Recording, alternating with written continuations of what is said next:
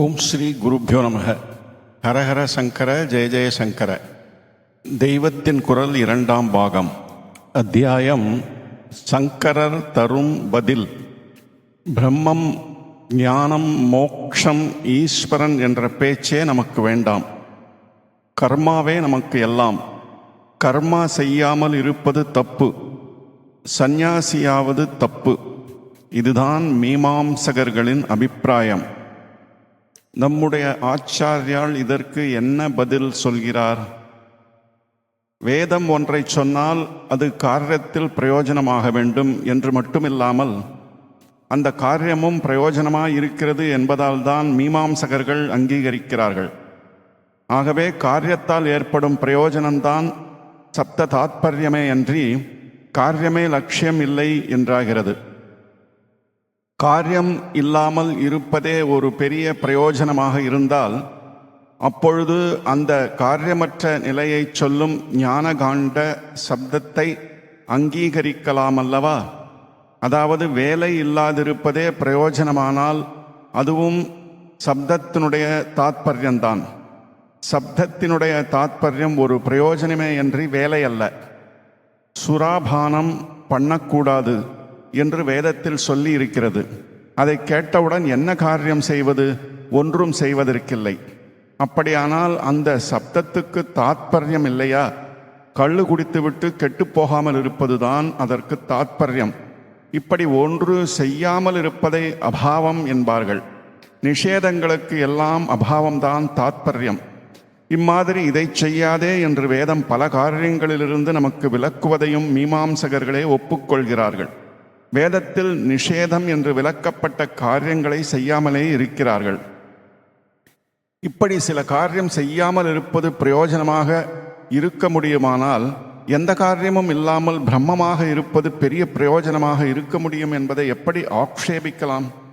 காரியம் ஒன்றுமே இல்லாத பரம பிரயோஜனமாக ஆத்ம சாட்சாத்காரம் இருப்பதால் வேதாந்த சப்தங்களும் மிகவும் உபயோகம் உள்ளவையே. அவற்றை அர்த்தவாதம் என்று தள்ளக்கூடாது. சர்வம் கர்மாகிலம் பார்த்த ஞானே பரிசமாபியதே என்று பகவான் கீதையில் சொல்லி இருக்கிறார். எல்லா கர்மாக்களும் போய் கடைசியில் ஞானத்தில்தான் நன்றாக சமாப்தி ஆகின்றன என்கிறார். எல்லா கர்மாவும் பரமேஸ்வரனிடம் விநியோகமாக வேண்டும். காரியமே இல்லாமல் இருப்பதுதான் பரம பிரயோஜனம். அதுதான் பிரம்மானந்தம். அதனால் ஜன்மமே இல்லாமல் போய்விடும். வேதத்திற்கு பரம தாத்பரியம் அதுதான். கர்மகாண்டம் எல்லாம் ஞானகாண்டத்தில் போய் அன்வயிக்க வேண்டும். அப்பொழுதுதான் அதற்கு பிரயோஜனம் உண்டு. இந்த கருத்தைத்தான் ஸ்ரீ சங்கராச்சாரியார்கள் மண்டனமிஸ்ரர், குமாரில பட்டர் ஆகியோரிடம் எடுத்துச் சொல்லி அவர்கள் ஏற்றுக்கொள்ளும்படியாகவும் செய்தார். சுருக்கமாக, கர்மத்திலும் சித்தத்தை சுத்தி செய்வதற்கான கொஞ்சம் பிரயோஜனம் இருக்கிறது என்பதாலேயே வேதமானது கர்மகாண்டத்தில் காரியத்தை சொல்கிறது. இப்படி காரியம் பண்ணினால் என்ன பிரயோஜனமோ அதை காட்டிலும் கோடி கோடி பிரயோஜனம் காரியம் இல்லாது இருப்பதால் ஏற்படுமானால் அதுவே வேதத்தின் நிறைந்த தாத்பரியமாகும். இதுதான் ஞானகாண்டத்தின் அபிப்பிராயம். அதனால் கர்மாவை பற்றி சொல்கிற பாகங்களெல்லாம் சித்தமலத்தை போக்கி ஈஸ்வரனிடத்தில் கொண்டு சேர்க்க ஆரம்ப ஸ்திதியில் உதவுகின்றன என்பதாலேயே தாத்பரியம் உடையவனாக இருக்கின்றன. வரட்டு கர்மாவினால் மட்டும் பிரயோஜனமில்லை. கர்மா நின்று போய் பரமாத்ம ஸ்வரூபமாகவே இருக்கும் நிலையே பரம பிரயோஜனம். அதை அனுபவிக்கும் அடைவிக்கும் சந்நியாச ஆசிரமத்தின் பெருமையை வேதம் முடிவு பாகத்தில் சொல்கிறது. அதையே முடிவான தாத்பரியமாக அங்கீகரிக்க அடைய வேண்டும் என்று ஸ்ரீ ஆச்சாரியால் சொல்லித்தான் மண்டனமிஸ்ரருக்கு சந்நியாசம் கொடுத்தார். கர்மகாண்டத்திலேயே வேதம் சில கர்மாக்களை பாபம் என்று சொல்லி தள்ளுகிறது. ஆனால் இந்த பாபம் பண்ணுவதால் ஏதோ இன்பம் லாபம் இருக்கிறது என்றுதான் ஒருத்தன் அதை பண்ணுகிறான். இதை பண்ணாதவனுக்கு இந்த இன்பம் இல்லை. ஆனாலும் வேதம் பண்ணாதே என்கிறது.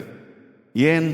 பாவம் இப்போதைக்கு இன்பத்தை திருப்தியை தந்தாலும் அப்புறம் இதைவிட பெரிதான ஆனந்தத்தை நமக்கு சேரவிடாமல் தடுத்துவிடும். அதனால் பண்ணாதே என்று தடுக்கிறது. இந்த தடையை ஒப்புக்கொண்டு மீமாம்சகர்களும் அதன்படியே பாப கர்மாக்களை எல்லாம் விட்டு விடுகிறார்கள். இவர்கள் பண்ணுகிற வைதிக அனுஷ்டானங்களான சத்கர்மாவின் பலனாகவும் இவர்களுக்கு ஒரு லாபம், ஆனந்தம் கிடைக்கிறது. இக வாழ்க்கையிலே சௌக்கியம் ஏற்படுகிறது.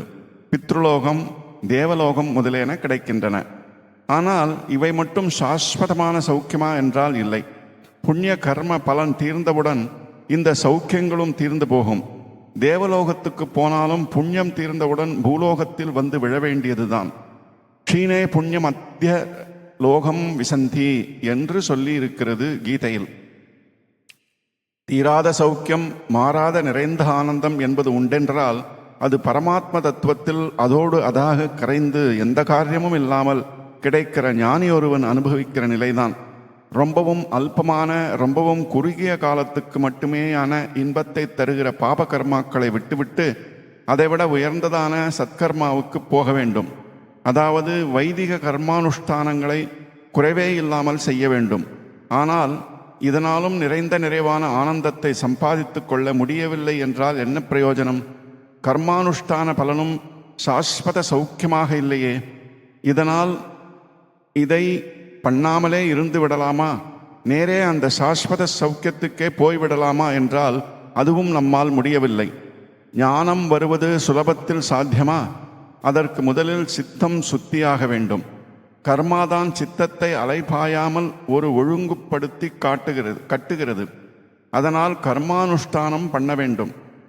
அப்படி பண்ணும்போது அது தருகிற ஸ்வர்கலோகம் முதலான இன்பங்களை உத்தேசிக்காமல், அதாவது பலனில் பற்றின்றி நிஷ்காமியமாக பண்ணிவிட்டால் சித்தத்தில் உள்ள மலங்கள் நீங்குகின்றன. இந்த கர்மாவுக்கு என்றே சொல்லி இருக்கின்ற பலன்கள் வேண்டாம் என்று பலதாதாவான ஈஸ்வரனிடமே அவற்றை அர்ப்பணம் செய்து விட்டால் அவன் இவைகளை விட பெரிய பலனான சித்த சுத்தியை அனுகிரகிப்பான். அப்புறம் ஞான விசாரம் பண்ண மனசு பக்குவமாகும். அதனாலே காரியமில்லாமல் தானாக இருக்கிற தனிப்பெரும் ஆனந்தத்தை அடையலாம். இத்துடன் சங்கரர் தரும் பதில் என்ற இந்த அத்தியாயம் நிறைவு பெறுகிறது. ஓம் சாந்தி சாந்தி சாந்தி.